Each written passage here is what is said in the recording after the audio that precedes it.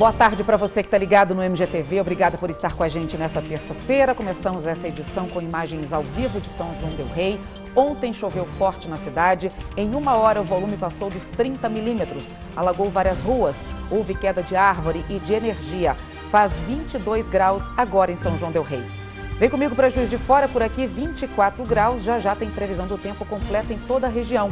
Se liga que tem mais notícias que vão ser destaque nessa edição. Acompanhe comigo. Uma carreta cegonheira bateu num poste esta madrugada numa das entradas de Juiz de Fora e deixou os consumidores da região do Teixeiras sem luz. Fui fazer o retorno, aí para não esbarrar no poste no canteiro central, aí eu fui desviando, esqueci do castelo da carreta e acabou pegando no outro ali, aí derrubou. No centro da cidade, uma pessoa foi atingida por um ônibus esta manhã. Ela estava em cima da faixa de pedestres, mas segundo o motorista, com o sinal aberto para os ônibus. Esse é um trecho que recebe um intenso fluxo de pedestres e de ônibus praticamente durante todo o dia. E segundo a Polícia Militar, o local merece atenção redobrada, principalmente por conta dos 2 semáforos. Na segunda reportagem sobre a carteira de habilitação, vamos mostrar a hora de fazer o temido exame prático de direção. Fazer vaga, controle de embreagem, ficar atento no que pede o avaliador. Em alguns casos, o candidato até sabe, só que na hora bate aquele desespero. O índice de reprovação em Juiz de Fora é um dos maiores do estado. Por que será? Março é o mês de conscientização da endometriose, que atinge entre 10% e 15% das brasileiras em idade reprodutiva. Além de fortes dores, a doença pode causar até infertilidade. Se você tem dúvidas sobre a endometriose, mande a sua pergunta para o médico que vem ao estúdio. Ele responde tudo ao vivo. É só ligar para 3690-8866. Esse é o MGTV, primeira edição.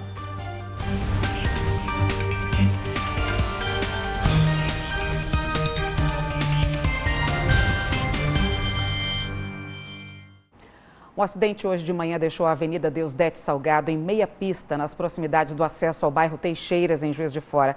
Uma cegonheira que carregava veículos para o Rio de Janeiro bateu num poste. O acidente foi na pista sentido BR-040 Centro. O motorista da carreta disse que foi fazer o retorno na Deusdete Salgado e, para não bater contra um poste que fica no canteiro central, tentou abrir a curva. Na manobra, o veículo acertou a rede elétrica. Fui desviando, esqueci do castelo da carreta e acabou pegando no outro ali, aí derrubou. O castelo é aquela parte mais alta, né? A parte mais alta da carreta. Boa parte da fiação ficou encostada na parte de cima da carreta, na parte metálica. E o motorista contou pra gente que na hora do acidente saíram faíscas do poste. Os fios deu um estouro, aí na hora do desespero, eu peguei, pulei do caminhão e fui lá pro outro lado da pista para aguardar. Foi um momento de tensão, né? O que os técnicos da CEMIG disseram para você quando eles chegaram aqui? Eles disseram que foi um milagre eu estar vivo, porque pela quantidade de energia que estava passando para a carreta, nem era para mim estar vivo no momento que eles chegaram aqui. O poste se partiu ao meio. Pedaços de cimento ficaram espalhados na calçada e o restante da estrutura ficou apoiada no veículo. Segundo a CEMIG, 6 estabelecimentos ficaram sem energia elétrica. A previsão é de mais de 5 horas de trabalho para a retirada e restabelecer a energia. Segundo a Cetra, a carreta foi retirada agora há pouco do local e a CEMIG informou que a energia só deve ser restabelecida a partir das 2 da tarde. Uma mulher de 30 anos foi atropelada por um ônibus na Avenida Rio Branco no início dessa manhã. O motorista contou que ela não esperou o sinal fechar. Pedestres que passam pelo trecho dizem que a sinalização ali é bem confusa. A vítima foi atropelada na faixa de pedestres da Avenida Rio Branco, próximo a Getúlio Vargas. O sinal estaria fechado para ela. O motorista, de 57 anos, seguia sentido Manuel Honório. Ele contou que freou, mas não conseguiu parar. Ele falou que estava vindo com o ônibus, ele viu a transeunte parada na travessia e quando o ônibus se aproximou, sem motivo, ele não sabe qual o motivo, ela atravessou correndo na frente do ônibus. Como ele estava devagar, ele falou que conseguiu parar a tempo, mas chegou a encostar na vítima ali no que estava caindo ao solo. O SAMU fez o socorro e encaminhou a vítima para o hospital. Ela teria sofrido ferimentos leves. O trânsito ficou confuso. Uma das pistas parou. Com a confusão, um outro ônibus que passava chegou a esbarrar no que se envolveu no acidente. Agentes da Setra controlaram o fluxo. Esse é um trecho que recebe um intenso fluxo de pedestres e de ônibus praticamente durante todo o dia. E segundo a Polícia Militar, o local merece atenção redobrada, principalmente por conta dos dois semáforos. Um que dá passagem direto para a Avenida Rio Branco e o outro em que os ônibus vão para Getúlio Vargas. É por isso que os pedestres precisam ficar atentos ao sinal dedicado a eles. Essa travessia aqui, todo mundo fala que é uma travessia que é um pouco mais propícia a acidente, porque são duas faixas, uma para, a outra continua andando e isso confunde um pouco os pedestres. Aí aconteceu que eu achei que o sinal estava fechado ali, que eu poderia passar. Eu estava cheia de sacola, então eu bati na lateral do ônibus, que eu não percebi que ele ia virar para cá. Eu acho isso aqui muito perigoso. Quem passa pelo local pede melhorias. Eu acho que esse trecho é extremamente perigoso para o pedestre, né? E os ônibus que fazem aí movimentos de retorno, e os carros às vezes passam muito acelerados. Eu acho que isso tem que ser visto pela Setra. O pedestre tem que ter muita atenção, tem que ter muita mesmo. A Secretaria de Transporte e Trânsito de Juiz de Fora disse que o trânsito nesse trecho do acidente é organizado para oferecer segurança ao pedestre. A Setra informou que o tempo de travessia ali é de 22 segundos, 10 a mais que o previsto no Código de Trânsito e considerado pela Secretaria como suficiente para o pedestre cruzar a avenida em segurança. A mulher atropelada está em observação no Hospital de Pronto-Socorro, lúcida e orientada. Em Viçosa, duas irmãs não tiveram a mesma sorte, elas morreram, uma tem 60 e outra tem 65 anos, foram atropeladas por uma moto no centro de Viçosa. Segundo a polícia, elas atravessaram na frente e o motociclista não conseguiu parar. Uma outra pessoa de 60 anos também foi atingida e socorrida até o hospital. Que não está barato tirar carteira de motorista, a gente sabe, né? E hoje, em mais uma reportagem da série sobre a CNH, vamos te mostrar como é o exame. O índice de reprovação em Juiz de Fora é um dos mais altos do estado. A Polícia Civil diz que os critérios de avaliação são objetivos. Os candidatos passam por um desafio que envolve domínio do carro, nervosismo e conhecimento das regras. E ser aprovado é o alívio de uma conquista. Depois de 8 tentativas, a Mônica ainda não conseguiu passar no exame prático para tirar a carteira de habilitação. Vou confiante, acho que vai dar tudo certo. Mas quando chega na hora que entram os examinadores, sentam do meu lado, senta o outro atrás, aí eu já começo a ficar nervosa. E dali para frente eu começo a tremer, a gaguejar, as pernas tremem e eu perco um pouco o equilíbrio. O prazo limite para concluir o processo é de 12 meses. Ela já perdeu uma pauta e agora está prestes a ter que refazer todas as etapas de novo. Me sinto incapaz. Tantas tentativas e ainda não consegui. E voltar para casa de novo com a reprovação é muito desagradável. É exatamente neste momento aqui que o fator nervosismo fala mais alto. Fazer vaga, controle de embreagem, ficar atento no que pede o avaliador. Em alguns casos, o candidato até sabe, só que na hora bate aquele desespero, principalmente em quem vem fazer o exame pela primeira vez. De acordo com dados do Detran, mais de 76% das pessoas que tentaram tirar a carteira para carro no ano passado em Juiz de Fora foram reprovadas nos exames práticos. O índice é maior do que a média do estado, em que cerca de 71% dos candidatos foram reprovados em 2018.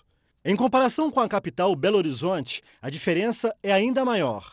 Lá, o índice de reprovação foi de pouco mais de 59%. A reprovação para o exame de motocicleta também é alta em Juiz de Fora. Só no ano passado, 62% dos candidatos que tentaram não conseguiram. O candidato que passa por exame nessa motopista tem que obedecer às regras de sinalização e além de ter domínio do veículo. A chefe da Polícia Civil explicou os critérios utilizados pelos examinadores. Existem as faltas médias, leves, graves e as eliminatórias. Então, De acordo ali com aquele número, se ele fizer mais de 3 pontos negativos, ele já é reprovado. Se ele cometer uma falta eliminatória, ele é reprovado. Então, os critérios são bem objetivos. Não tem como o examinador sair daquilo ali que está na legislação.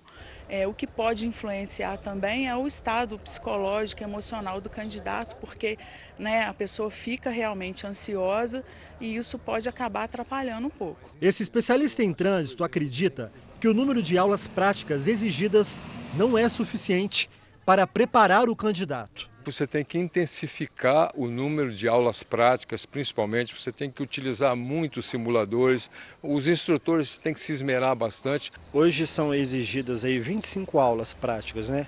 Na sua opinião, qual seria a quantidade ideal? Eu acho que menos de 30 aulas fica difícil. Você vê que dirigir não é fácil, é uma coisa complicada.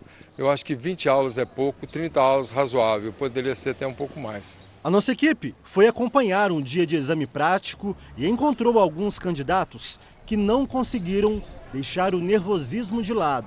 Hoje foi melhor que as outras vezes, que a gente parece acostumando, né? Mas ainda fiquei nervosa e acabei fazendo bobeira. É difícil de controlar esse nervosismo na hora que está ali junto com o avaliador? É difícil sim, é bem difícil. Mas não vai desistir não? Não, né? Não pode desistir, então não tem o que fazer. Mas tem aqueles que conseguem as etapas e saem com esse sorrisão do carro. A Camila estava numa alegria só. É uma luta você e você mesma. E hoje eu consegui, depois do meu quarto exame. Mas consegui. Qual que é a sensação depois de conseguir? Eu estou me sentindo muito realizada, porque eu precisava disso para virar a página. Estava mexendo muito com o meu psicológico. Então agora eu acho que eu vou conseguir ficar mais tranquila. E 2019 começou muito bem, porque estava realmente atrapalhando o meu psicológico.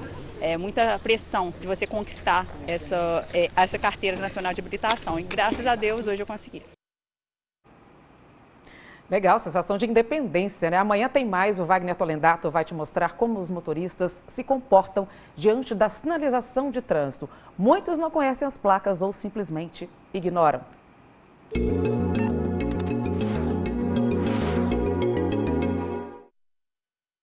Março é o mês mundial de conscientização da endometriose. Para quem não sabe, é uma doença que pode afetar órgãos como ovários, intestino, bexiga e causar infertilidade. Segundo a Organização Mundial da Saúde, no Brasil, aproximadamente 15% das mulheres em idade reprodutiva têm endometriose. Foi depois de sofrer um aborto que a Renata descobriu que tinha endometriose. Eu comecei a sentir cólicas muito fortes, no período menstrual e no período até que antecedia bastante a menstruação. E também sentia muita distensão abdominal, que é muito comum nos casos de endometriose. Essa cólica intensa, que às vezes a gente acha assim, a cólica é normal da menstruação, mas não é. Ao saber do diagnóstico, ela começou a fazer tratamentos para engravidar novamente. Após um ano, a Renata conseguiu. Depois que a filha nasceu, ela sofreu mais 2 abortos. O médico pediu exames mais detalhados. O resultado apontou que a doença tinha se espalhado para outros órgãos. Com essa doença já mais aprofundada, eu precisei tirar o útero, parte dos ovários, um pedaço do intestino, fiz uma raspagem na bexiga também e foi uma cirurgia realmente mais grave mesmo, o grau da minha endometriose que estava. A endometriose é uma doença crônica e inflamatória. É quando as células do endométrio, que é o tecido que reveste o interior do útero, vão parar em outros órgãos, como trompas, ovário e até intestino. Além de fortes dores, a doença pode causar até infertilidade. De acordo com a Organização Mundial da Saúde, no Brasil, a endometriose afeta de 10 a 15% das mulheres em idade reprodutiva. Essa estatística representa cerca de 7 milhões de brasileiras que sofrem com a doença. A América é uma delas. Ela descobriu que tinha endometriose aos 36 anos. Eu sentia muitas dores. Eu sentia dor quando eu ia ficar menstruada, a dor que eu sentia era só do útero inchar um pouquinho por conta do ciclo, Imagina um bebê crescendo. Ela chegou a engravidar, mas 2 meses depois perdeu o bebê. Pode ter sido a endometriose, como o útero estava muito apertadinho, não deixou o bebê crescer. Então parou de hidratar, foi a endometriose que causou a perda do bebê. E com certeza eu não ia conseguir, porque meu quadro era grave, era muito grave. não ia evoluir. Hoje eu sei que um bebê cresce bastante, né? Cresce muito. Depois da cirurgia, a América conseguiu realizar o sonho de ser mãe. Ela está grávida de 37 semanas. Agora é só cuidar. Ele está só crescendo. Que bom, felicidades, América. E se você que está acompanhando o MGTV tem dúvidas, já pode participar do MG Responde de hoje. O especialista vai responder tudo ao vivo, é só mandar a sua pergunta para a gente. Liga para a nossa produção, o telefone é o 3690-8866. E continue ligado, porque daqui a pouco a gente vai abrir o espaço para você tirar essas suas dúvidas. O telefone está aí para você, 3690-8866, e tem ainda a previsão do tempo em toda a região. Até já.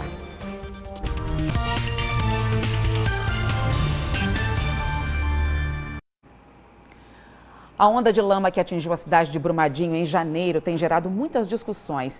Em Juiz de Fora tem debate logo mais com uma mesa redonda para falar sobre as causas, impactos e consequências dessa tragédia. A gente vai chamar agora o repórter Augusto Medeiros para falar mais sobre esse encontro. Oi, Augusto, boa tarde para você. Conta pra gente então, porque a gente sabe que é um mês que foi difícil de esquecer essa tragédia, né?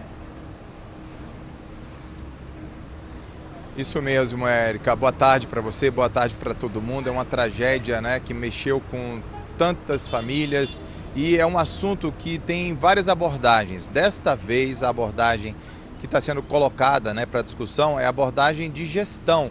O que poderia ter sido feito, o que deve ser feito na gestão de uma empresa como essa. Isso tudo está sendo trazido para discussão dentro de uma faculdade particular aqui de Juiz de Fora. Eu vou conversar com o professor de administração, Zé Maria, para a gente entender melhor. Professor, qual é a ideia desse debate, como é que ele vai acontecer? Sim, a ideia é a seguinte: o problema de Brumadinho não é um problema de engenharia, é um problema de gestão. Então é gestão de meio ambiente, é gestão, na verdade, socioambiental, gestão de risco, gestão dos stakeholders, ou seja, nós estamos gerando um prejuízo, foi gerado um prejuízo muito grande para a sociedade em arrecadação de impostos, em geração de empregos, etc, etc. O que acontece? A empresa não pode hoje preocupar somente com o lucro. Por quê? Porque ela gera um lucro fabuloso, fantástico. Depois ela tem uma tragédia dessa, o que ela vai gastar de indenização e de multas, etc., vai levar parte do lucro embora. Tanto que ela nem fez a distribuição do lucro para os acionistas, né? Então, ou seja, é um problema muito grave, mas que é um problema de gestão. Não é um problema de engenharia, é de gestão. Quem vai participar da mesa redonda e quem pode ir lá assistir? Sim, ele é aberto ao público em geral. Os estudantes, todo mundo pode participar. Hoje às 19 horas. Quem vai participar? Empresa, nós temos convidados de empresas, stakeholders vinculados a essa atividade. Nós temos um economista, uma gestora de meio ambiente e uma professora do direito, que vai tratar também das questões ligadas ao direito. Local? É na Faculdade Estácio de Sá, hoje às 19 horas. Ok, muito obrigado pelas informações, uma boa discussão lá, professor. Érica. Obrigada, Augusto. Bom, vamos falar do tempo agora. Tem previsão de chuva para essa semana com áreas de instabilidade em toda a região. Os meteorologistas do 5º Distrito em BH disseram que a temperatura deve subir. O céu fica nublado a parcialmente nublado, com pancadas e trovoadas isoladas. Na zona da mata, termômetros entre 17 e 33 graus. No campo das vertentes, mínima de 16, máxima de 29. E vamos ver como é que está Juiz de Fora agora. Vem olhar para o céu aqui comigo. Está encoberto, faz 24 graus. Pode chegar aos 31 essa tarde. O aeroporto regional opera normalmente, por lá faz 25 graus.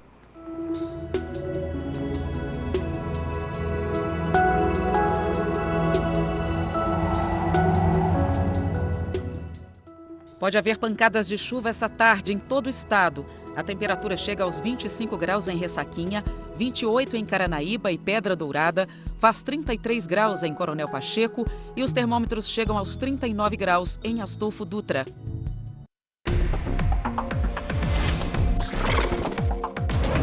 O Senac de São João del Rei está com palestras gratuitas abertas à comunidade. Logo mais às 7 da noite, o tema é Eu e Meu Negócio no Azul.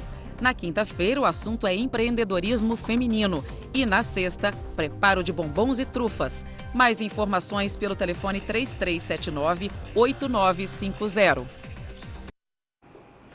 Março é amarelo para a campanha nacional da endometriose, uma das causas da infertilidade. Juiz de Fora se tornou uma referência no treinamento de médicos que tratam essa doença. O ginecologista Luciano Furtado é membro da Sociedade Brasileira de Endometriose. Vai ajudar a gente a tirar dúvidas que você tiver. Então liga para cá, deixa a sua pergunta pelo telefone 3690-8866. Boa tarde, doutor. Obrigada por estar aqui com a gente num assunto tão importante que é pouco falado até, né?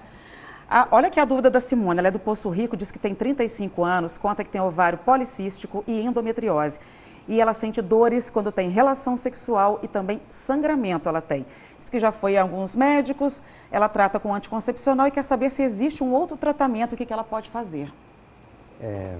Bom dia, né? Primeiramente.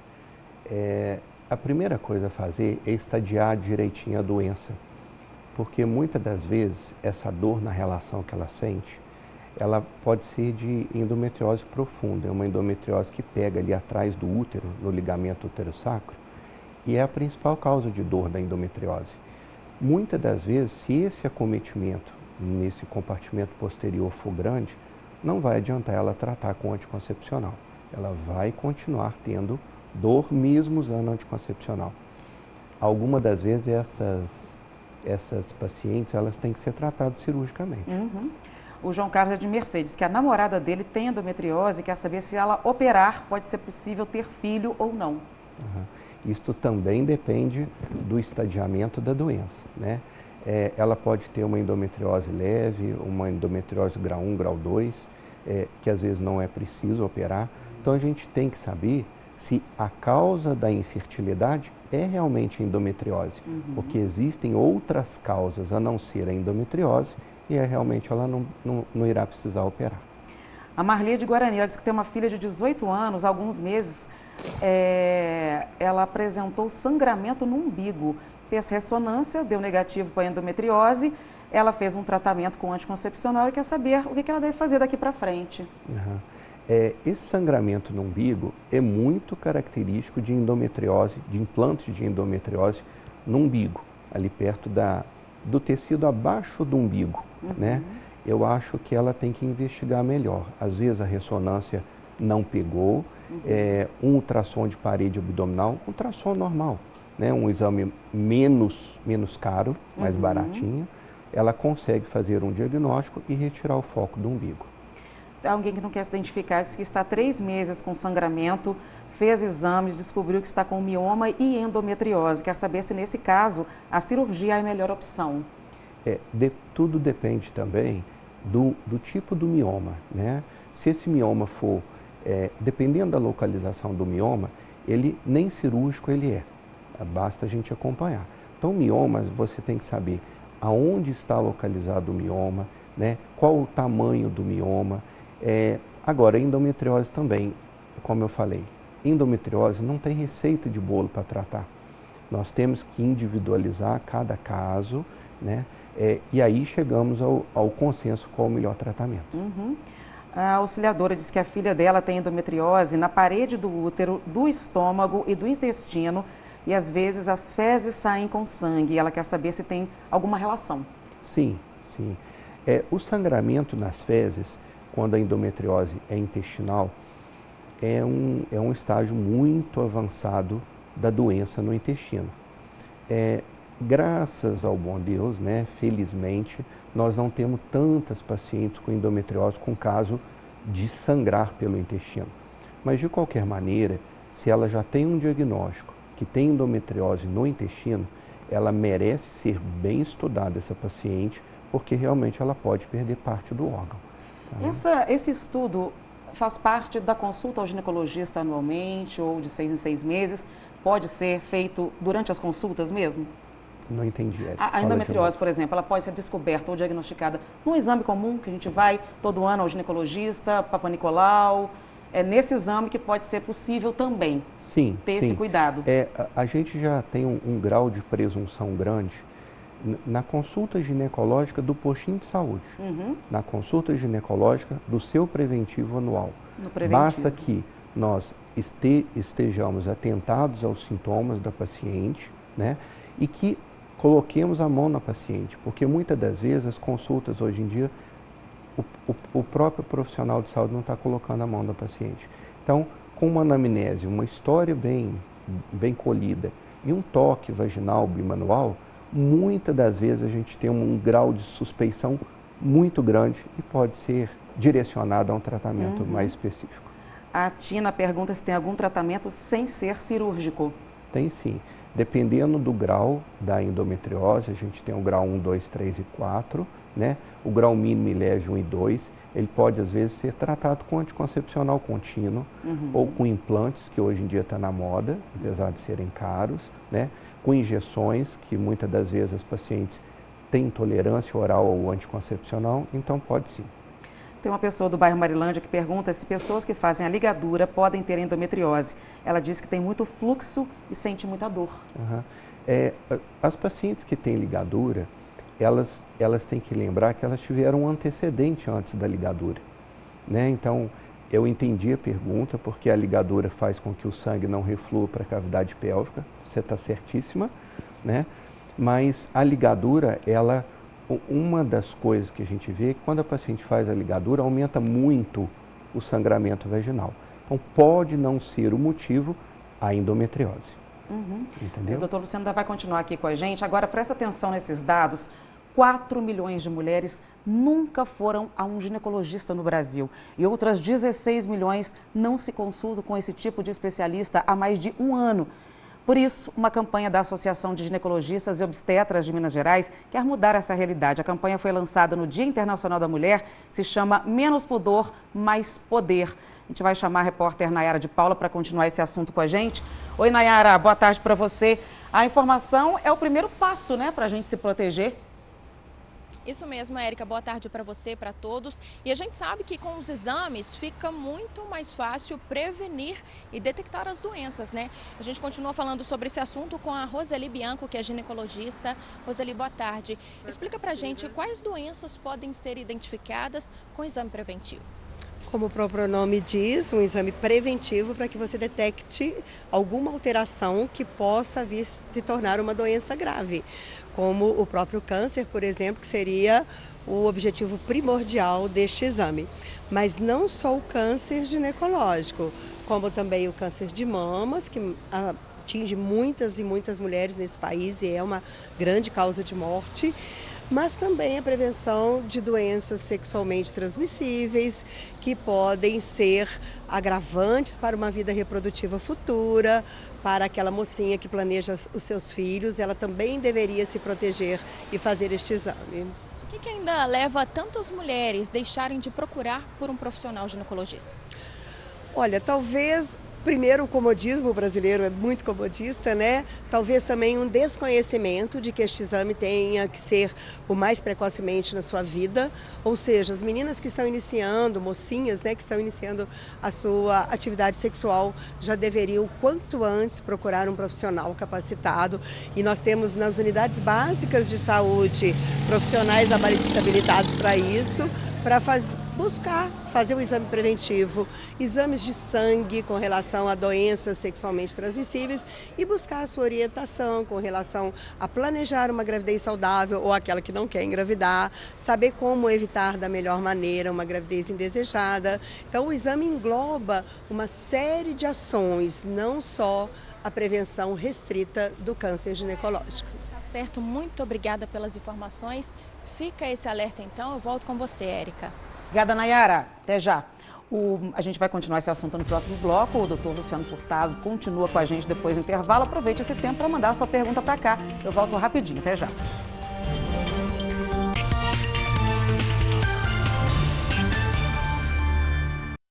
O MG Responde de hoje fala sobre endometriose. Esse mês é para conscientizar as mulheres sobre a importância do diagnóstico, dos cuidados. A gente vai agora para Barbacena conversar com o Leonardo Patrus, falar sobre o atendimento por lá. Oi, Léo, tudo bem? Boa tarde para você. Que tipo de serviço é oferecido às mulheres que têm endometriose? Oi, Érica, boa tarde para você, boa tarde para todo mundo que está ligado no MGTV Primeira Edição. Olha, o serviço aqui em Barbacena funciona da seguinte forma. A paciente, ela vai até a unidade básica de saúde e recebe uma orientação. Em seguida, ela é encaminhada para um tratamento fora de domicílio, que acontece ou em Juiz de Fora ou em Belo Horizonte. A Rosiane Araújo, que é subsecretária de Promoção e Ação em Saúde, vai dar mais detalhes para a gente. Rosiane, como é que funciona esse serviço? É nessa etapa? Boa tarde. Boa tarde. Bom, a regionalização, que é o princípio organizativo, né, do nosso Sistema Único de Saúde, ele orienta a execução das ações e serviços de saúde e também a pactuação entre os serviços, entre os municípios. Então, quando o tratamento não é disponibilizado no município de residência do usuário, nós fazemos as pactuações com o município mais próximo. Então, no caso de Barbacena, se a paciente é diagnosticada com endometriose, seja na atenção básica pelos médicos nas unidades básicas de saúde ou aqui no Centro de Especialidades Multiprofissional pela ginecologista da rede, elas são encaminhadas para as unidades de referência via TFD, né, tratamento fora do domicílio, que no nosso caso as unidades referenciadas são Juiz de Fora, seria o HU ou a Maternidade Terezinha de Jesus, ou então em Belo Horizonte. Como é que está essa demanda hoje em Barbacena e na região? No momento, né, nós temos uma demanda pequena, né? A partir do momento que essa demanda chega para nós no setor de regulação, é feito o agendamento nessas unidades de referência e as pacientes são encaminhadas, né? A gente acredita que essa demanda pequena atualmente talvez seja porque o paciente ele quer a comodidade de ser tratado no seu domicílio de residência, como no momento nós não disponibilizamos, é feito o encaminhamento, mas que as pacientes sejam orientadas de que é feito sim, é disponibilizado sim o tratamento, somente nas nossas unidades de referência. Tá certo, Rosiane, muito obrigado pela participação aqui no MGTV Primeira Edição. Tá, Érica, informações importantes para aquelas mulheres que podem contar com esse serviço também aqui em Barbacena. Volto com você. Obrigada, Léo. Léo falou sobre informação, inclusive, doutor, só tem um site que explica exatamente tudo sobre endometriose, né? Sim. Érica, tem 3 anos que eu criei o site. Quem quiser anotar o site é www.endopelvic.com.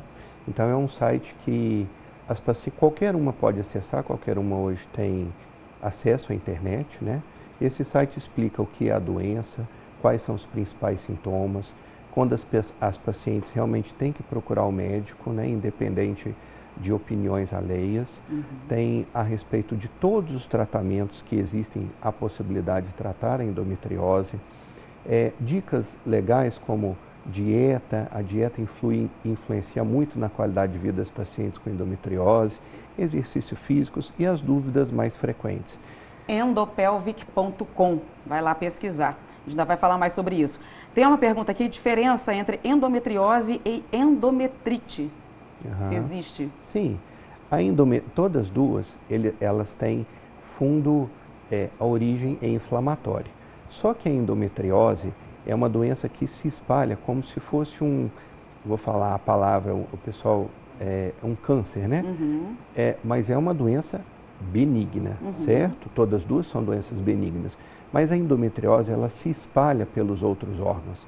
E no caso da endometrite, é uma inflamação somente do endométrio, restrita ao corpo do útero. Então essa doença endometrite, ela não se espalha para os outros órgãos, como a endometriose acontece. A Cecília quer saber se depois do tratamento ela precisa fazer exames periódicos. Depois do tratamento da endometrite? Isso. Sim. Ideal que ela continue consultando com o médico que descobriu e que fez o tratamento para ver se teve regressão da doença. A Natália quer saber se a pessoa com endometriose tem restrição em exercício para o abdômen ou pelve durante as atividades físicas. Não. Isso depende muito do que ela está sentindo, né? Se o exercício físico, ou seja, de qualquer natureza, para qualquer coisa, a faz sentir bem, não tem problema nenhum para endometriose. A Eleusa Diubades, que teve endometriose, teve que fazer a retirada do útero. A filha dela também sente fortes dores perto do ciclo menstrual e ela quer saber se a endometriose pode ser hereditária. Sim, sim, uma boa pergunta, né? A gente vê que as mães tendo endometriose têm uma chance maior das filhas terem, não só a filha como uma irmã, né? Então as filhas têm um fundo hereditário, sim. A Eliane pergunta se existe chance de endometriose aparecer depois de ter um filho, se pessoas mais velhas podem ter. Sim, a endometriose ela pode aparecer após um parto, uma cesariana, ela não tem época para aparecer, ela pode muitas das vezes estar presente antes dela ter o filho e não ter atrapalhado ela na fertilidade. E uma estatística boa para a gente saber é que em torno de 3 a 5% das pacientes com endometriose na fase reprodutiva, elas vão permanecer com endometriose mesmo no pós-menopausa. A Leandra disse que teve endometriose profunda. Queria saber se a filha dela pode ter a doença. É a Liane, que a gente já respondeu aqui agora, me confundi. Cristiane diz que quando está no período fértil sente cólica e fincadas, pontadas fortes. Quer saber se podem ser sintomas de endometriose. Muitas das vezes, esse sintoma de pontadas e fincadas no período ovulatório, a gente chama de síndrome da ovulação dolorosa. Muitas das vezes não tem nada a ver com endometriose, não, sabe? A Franciele disse que fez a cirurgia ontem de endometriose. Quer saber se ela pode voltar a ter endometriose e se tem que usar anticoncepcional. Sim. Uma das principais coisas que nós temos atentado à população é que a endometriose é uma doença que tem tratamento, mas ela não tem cura.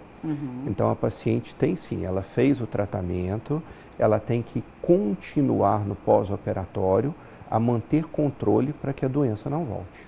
A Lúcia do Ipiranga, ela pergunta como é a cirurgia de endometriose, se corre algum risco e se tem que tirar algum órgão.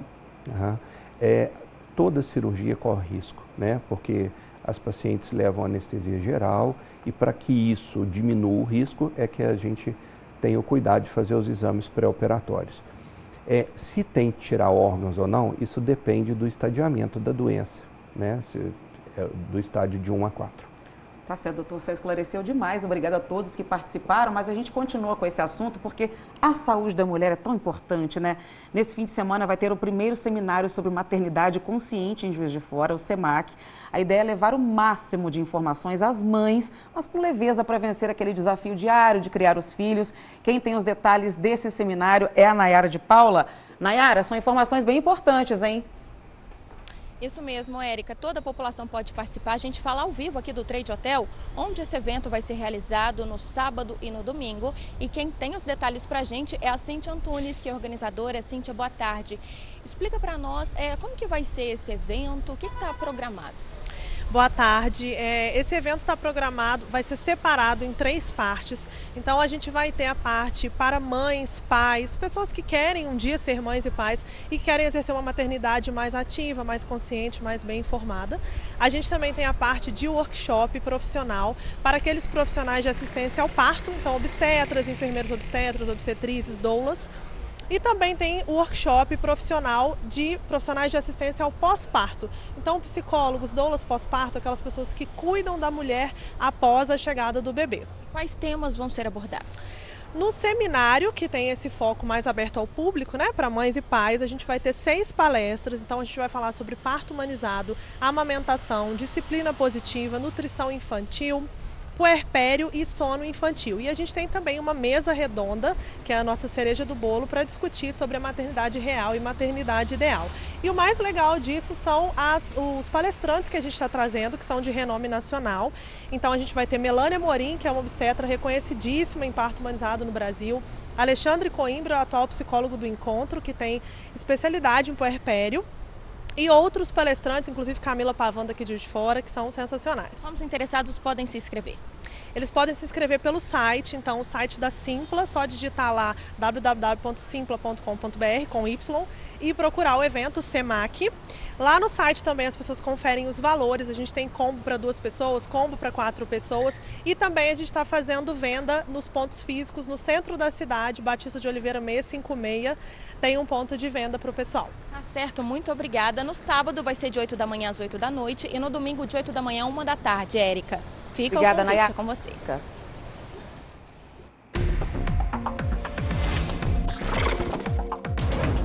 O projeto de dança de salão da Faculdade de Educação Física da UFJF está com inscrições abertas para a turma de iniciantes. As aulas são de graça e abertas a todos. Para se inscrever em uma das 15 vagas oferecidas, a única exigência é ser casal ou cavalheiro, já que o projeto possui uma lista de espera de damas. As inscrições podem ser feitas na Sala 1 da Faculdade de Educação Física, hoje e no dia 19, entre 6 e 7 da noite. As vagas serão preenchidas por ordem de chegada e começam às terças-feiras, das 6 às 7 da noite, na Faculdade de Educação Física.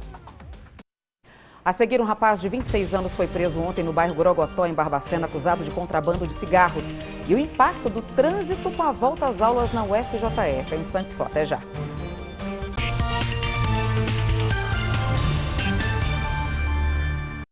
Um rapaz de 26 anos foi preso ontem no bairro Grogotó, em Barbacena, acusado de contrabando de cigarros. O material apreendido estava no carro e na casa do suspeito. Uma outra parte numa lanchonete. Os cigarros não tinham nota fiscal, foram apreendidos cerca de 260 pacotes e mais de 80 maços. O preso e o material apreendido foram para a delegacia. Voltar a falar de trânsito porque haja paciência para enfrentar o trânsito de Juiz de Fora. Qualquer motivo engarrafa. E agora que voltaram as aulas da UFJF de todas as escolas, o congestionamento forma principalmente na Avenida dos Andradas e perto dos portões da universidade. O jeito tem sido sair de casa mais cedo. Senão, trechos curtos são feitos em horas.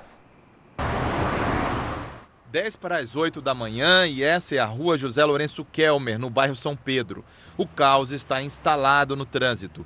O fluxo é muito lento. Os motoristas sofrem para entrar na universidade. Eu tenho que vir mais cedo para eu ficar aqui 15 ou 20 minutos, todos os dias. Para poder acessar as aulas, né, nesse pico de horário, a gente enfrenta esse congestionamento aí. Quanto tempo você gasta aqui? Entre 15 e 20 minutos. Horário de trânsito lento e ônibus cheio. Seu Carlos é comerciante há 12 anos aqui na rua.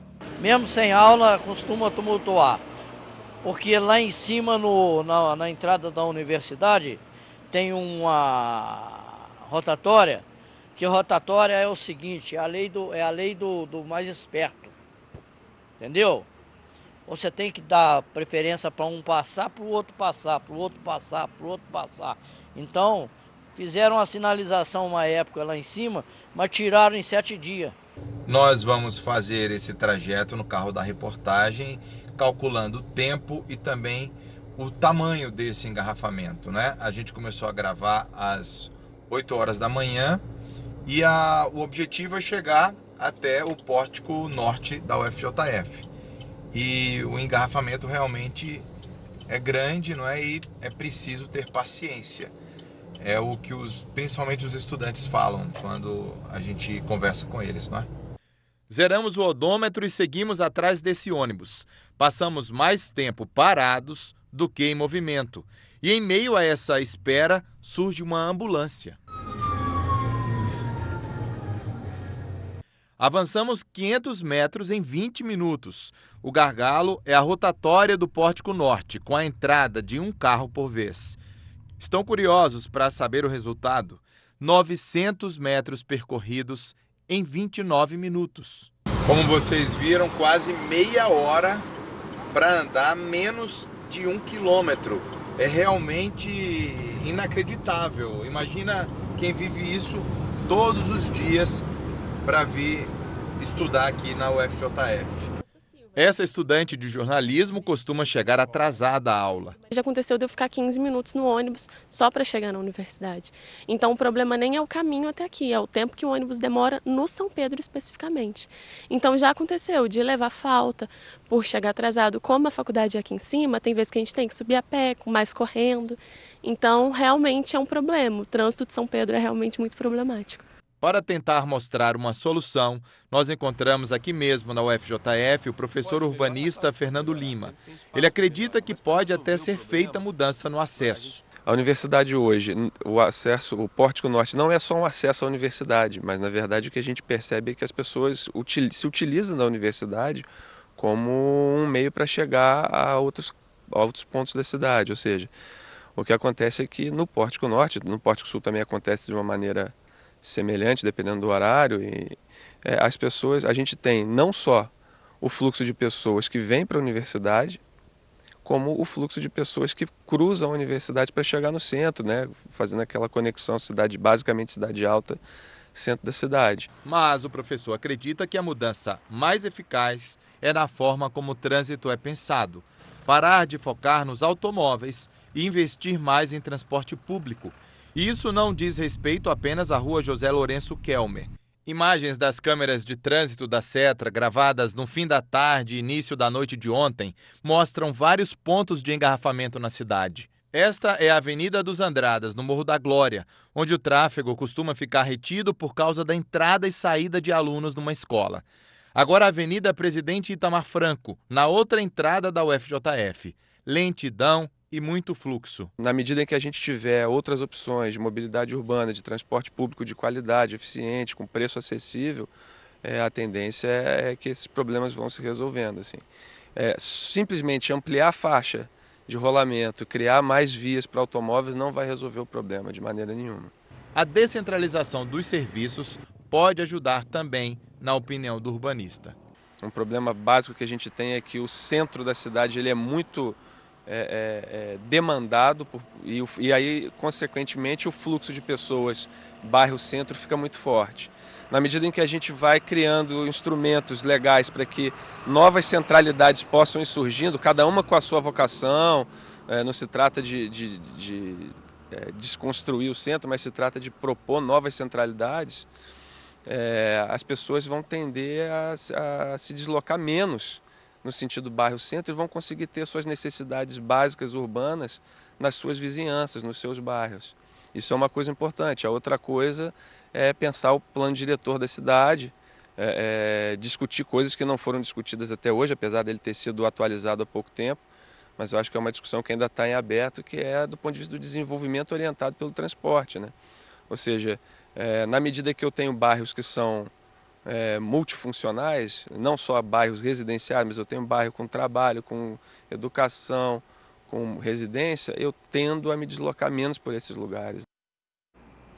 A Secretaria de Transporte e Trânsito disse que tem projetos para melhorar o trânsito nas vias de acesso ao FJF. Informou que pretende alterar a circulação na região da José Lourenço Kelmer, mas depende do fim da obra da BR-440 e deve haver alterações também no Cascatinha. No Morro da Glória, as mudanças seriam realizadas com recursos federais vindos pelo PAC, o Programa de Aceleração do Crescimento, só que esse programa foi extinto e agora a Setra procura alternativas. Acabou o MGTV, você pode rever o nosso conteúdo no Globoplay, acompanhe agora o Globo Esporte. Excelente tarde para você, a gente se vê de novo amanhã a partir de meio-dia, combinado? Até lá!